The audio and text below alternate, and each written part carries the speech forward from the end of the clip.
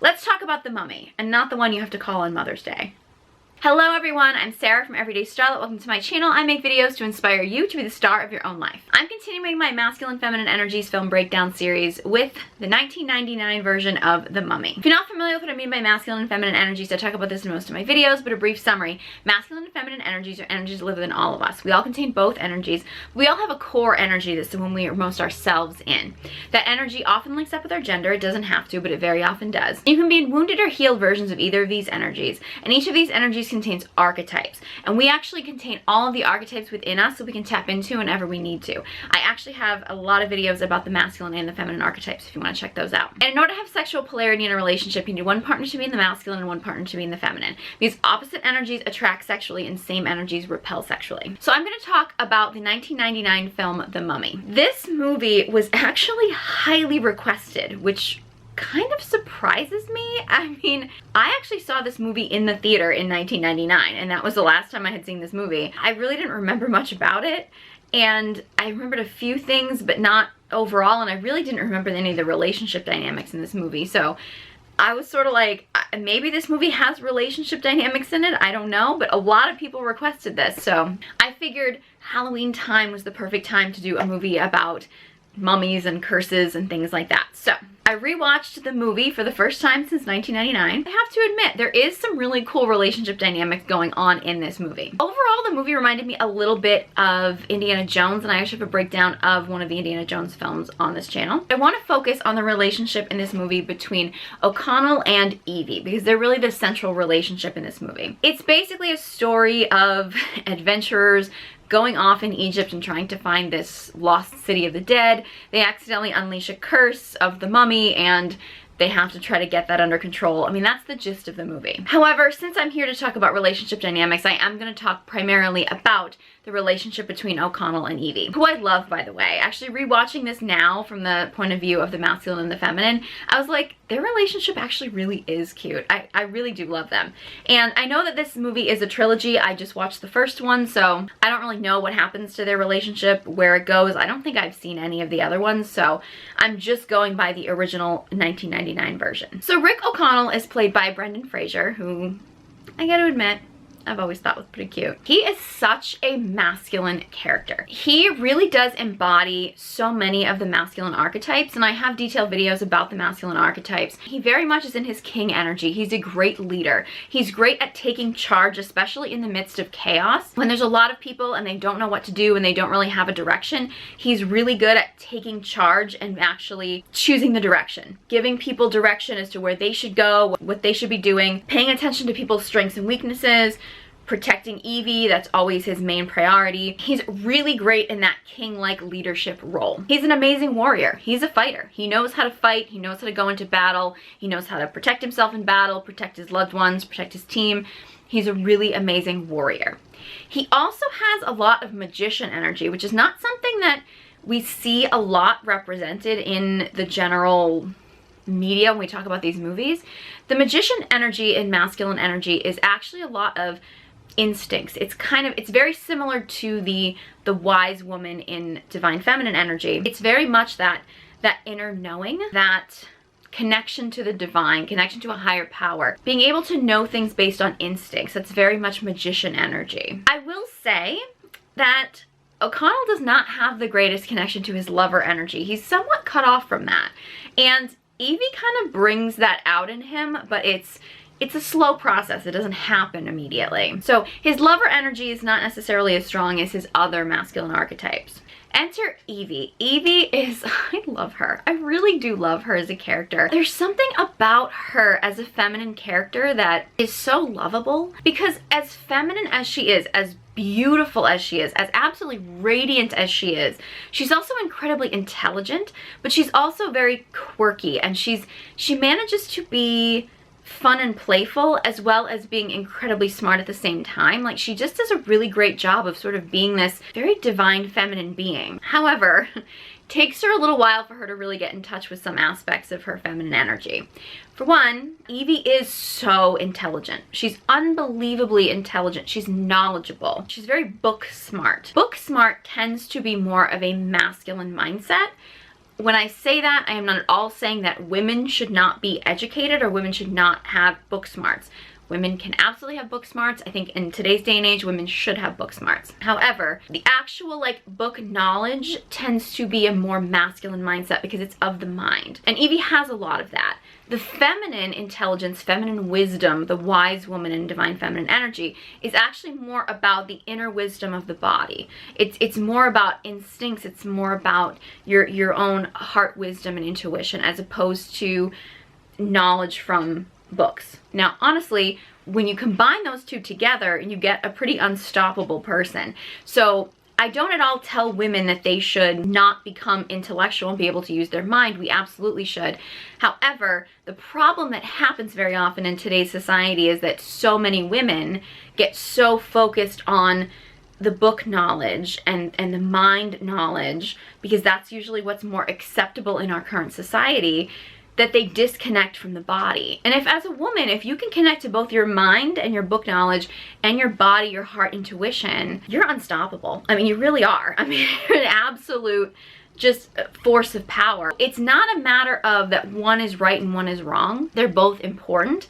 I think it's just really important that for men or women, if we shut down one aspect, if we either shut down our mind or we shut down our body, and we don't actually learn to use both, that's usually where we get into trouble. So Evie does get in her head a lot. She's in her mind, but she does have an incredible passion for knowledge. And I would say that even though the using your mind, the outside knowledge does tend to be a little bit more masculine as opposed to the feminine intuition, the fact that Evie is so passionate about history, historical figures, people in history, communities, cultures, things like that, that tends to be more of a feminine mindset, caring about the people, whereas the masculine mindset would tend to be more caring about the technology of the things, the industrial aspects of things, as opposed to the feminine mindset is a little bit more learning about people, communities, those kind of things. Studying about, say, psychology would tend to be more of a feminine type direction, as opposed to if you were to learn about engineering tools, things like that, that tends to be more of a masculine mindset. So, you know, within the masculine mind of traditional education, you can have a slightly more feminine take or a slightly more masculine take on those things. None are right or wrong. They just are what they are. And this is really not to point out, you know, again, that one is better or worse than the other. It's really just to be aware of which one is more masculine, which one is more feminine. All it is awareness. So Evie's perspective, while she does have a very masculine mind as far as knowledge and education, she is more interested in the peoples, the cultures, the communities, things like that. She also lights up when she talks about things she's passionate about. She's got this unbelievable radiance about her. And yes, she is beautiful. She has a lot of physical beauty, but her radiance is so far beyond her physical beauty. And I think seeing an actress like this in this role, I mean, if you look at her compared to some of these models that you see, these people who are like just physical perfection, so to speak, like these perfect specimens of what our standard of beauty is, and then you look at someone like Evie, who, yes, absolutely does fit within the standards of what we would consider beautiful, but there is a radiance and a passion about her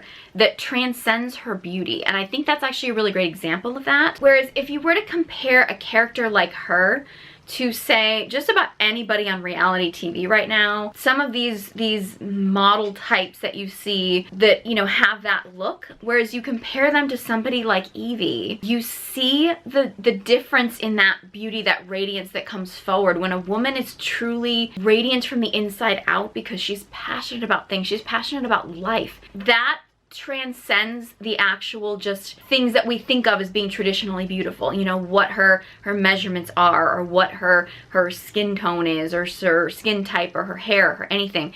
It just transcends those stereotypes of what's beautiful, and it just shows you that there's a radiance about her that just shines through. And I really hope these breakdowns, especially of movies that have really prominent feminine characters, will show you that it's not one specific look or one specific image that makes a woman feminine. It's not even really how she looks at all.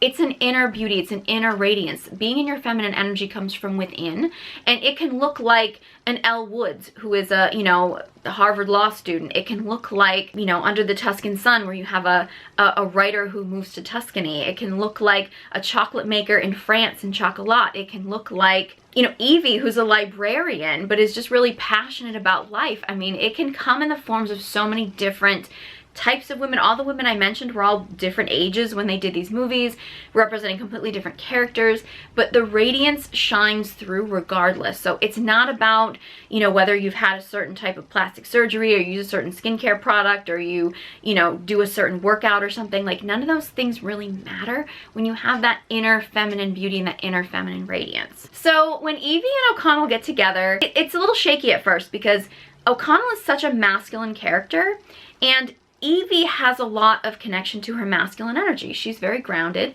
She is very intellectual. She thinks with her mind, and she's very determined.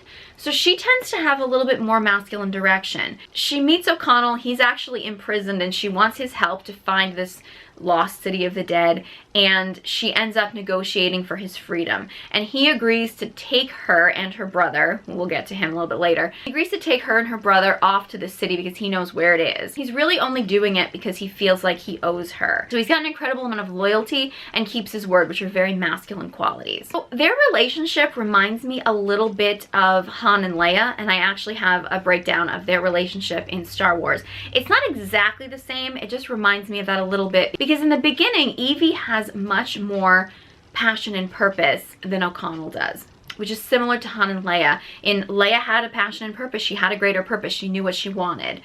She was a little bit more masculine-minded in a character than Evie is, but in general, she had the greater purpose. And Han had all of the skills, he had all of the masculine qualities, but he didn't really have a greater purpose. And he actually saw Leia's passion and purpose, and it inspired him to step up, and he had his ego death and everything. O'Connell doesn't really necessarily have that big dramatic ego death. He stays pretty consistent throughout the movie. So he's not as complex a character as Han Solo. So I'm not saying that they're the same thing, but their relationship is similar in a sense that O'Connell has all of these masculine qualities, but he doesn't have that greater purpose in life. Evie has that greater passion and purpose in life, but she doesn't necessarily have all of the direction. So they actually work really well together as a team in this movie, because Evie knows where she wants to go, and she has this ultimate passion and purpose, something that is greater than herself. O'Connell doesn't necessarily seem to have much purpose in life. He doesn't necessarily have a direction, although his loyalty to Evie, because he feels he owes her because she did save his life, that is in that moment his passion and purpose, but it's not necessarily like a greater purpose that he's fighting for. But he has all the skills and he has the direction. So they work really well together because Evie has the greater purpose, but she needs direction, and O'Connell is really good at the direction. In general, I mean, that kind of relationship dynamic can work.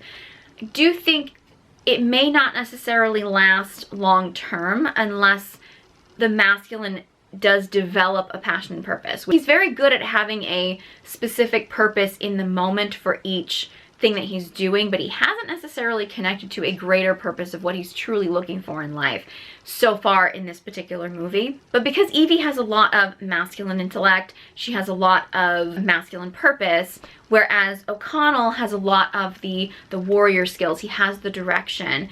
He also operates a little more on intuition than Evie does. He's not quite as in his mind intellectual. I mean, he is very smart. He is obviously very great at direction, about actually his leadership skills are very intelligent. However, he's a little bit more operating on instinct as opposed to Evie, who's operating more from her mind. They have chemistry, but it's more of a friendship kind of a situation, and doesn't necessarily become passionate when they both are in their masculine. When they're both kind of working together as a team, there's not quite that sexual chemistry that happens. But Evie does love to surprise him, which I think sometimes with the masculine can really kind of spark interest in him, because the masculine loves a challenge.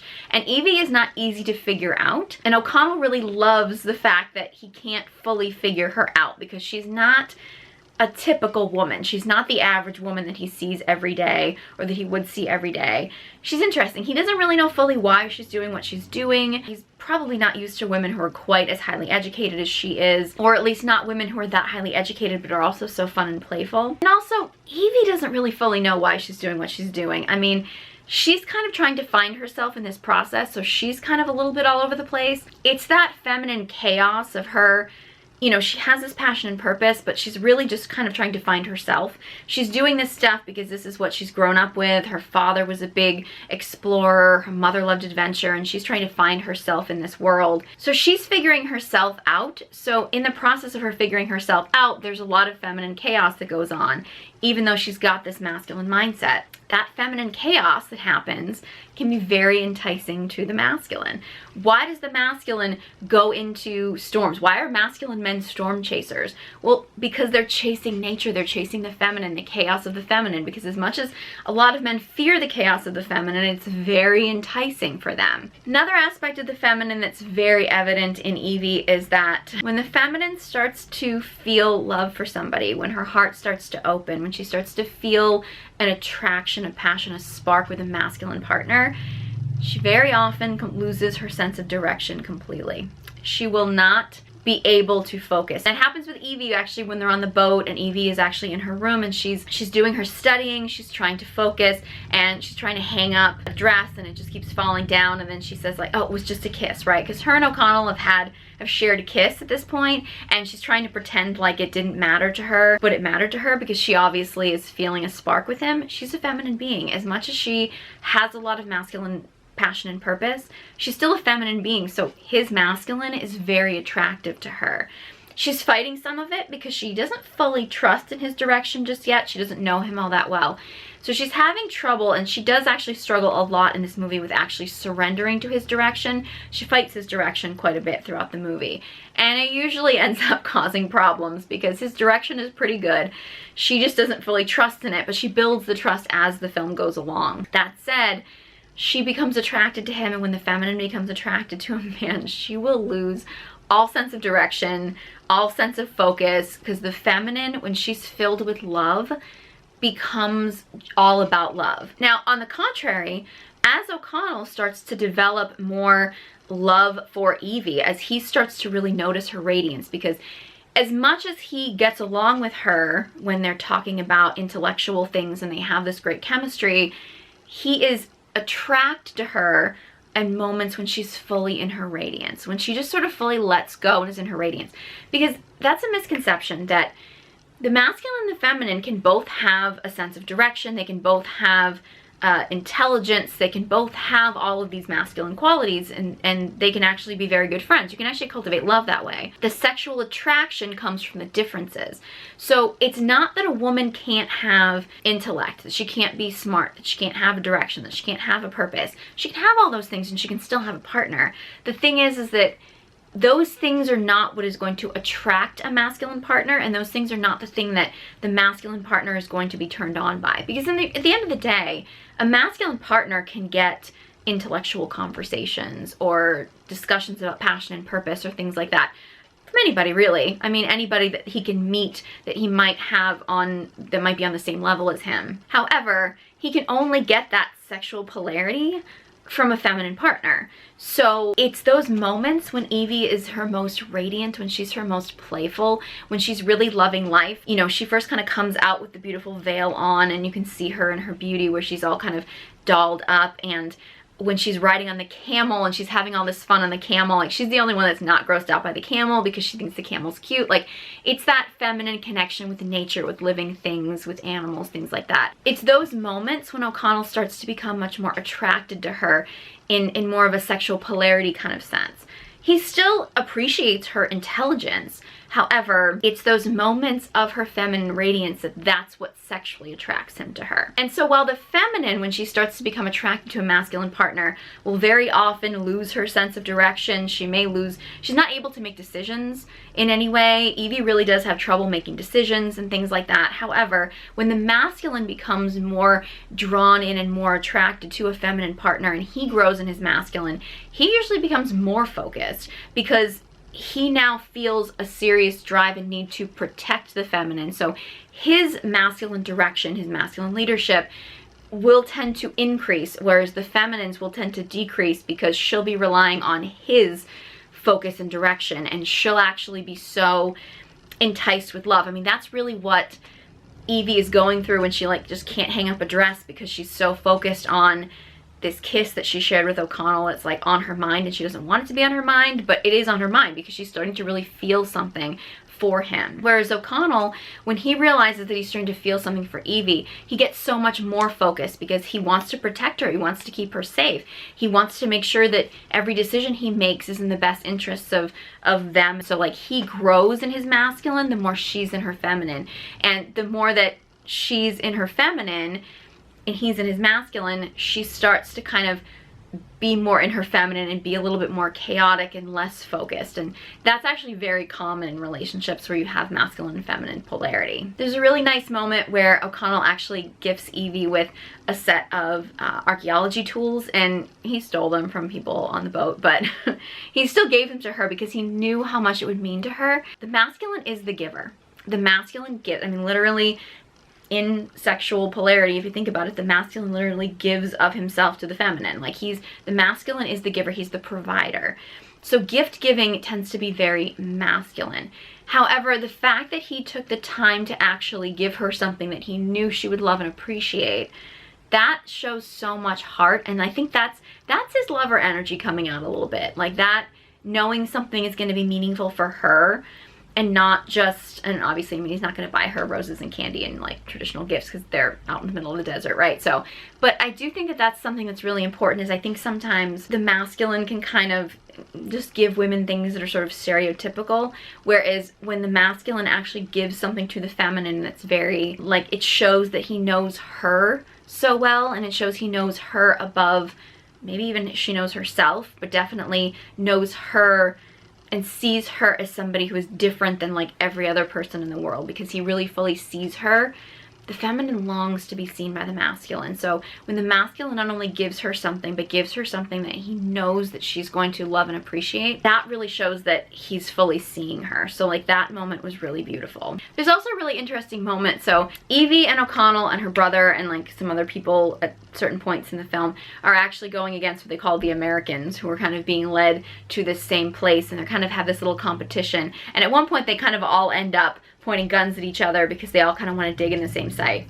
And they're kind of butting heads. Nobody can really figure out who's gonna back down, and it's Evie, who's the only woman in this group. She really tunes into her mother energy, and she essentially is so nurturing. She basically calls them children. She calms them down. She actually like puts her hand on O'Connell's arm as if like, we'll dig somewhere else. Like it's very, like she soothes the beast. Like the mother energy can very much soothe the beast, right?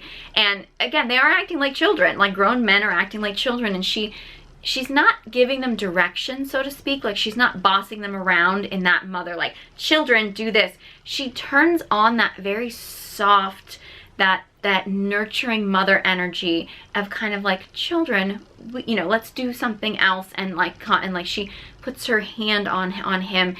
That's a very nurturing, soothing kind of way of kind of guiding the masculine out of that sort of childish mindset of just fighting with each other, and really kind of like the mother that soothes the beast kind of thing. I thought that was a really beautiful moment. And there's so many scenes in this movie where O'Connell basically, his main purpose is to keep Evie safe. He's always trying to keep her safe. She fights him a lot on it. You know, he's very good at when there's chaos, nobody knows what to do. He steps in and is like, you do this, you do that, you do this. And people want to fight him on it because they don't necessarily want to do what he's telling them. But he has the drive and direction, and his purpose is always to keep Evie safe. He's always very protective, which, you know, that protector, that provider, that's all very masculine.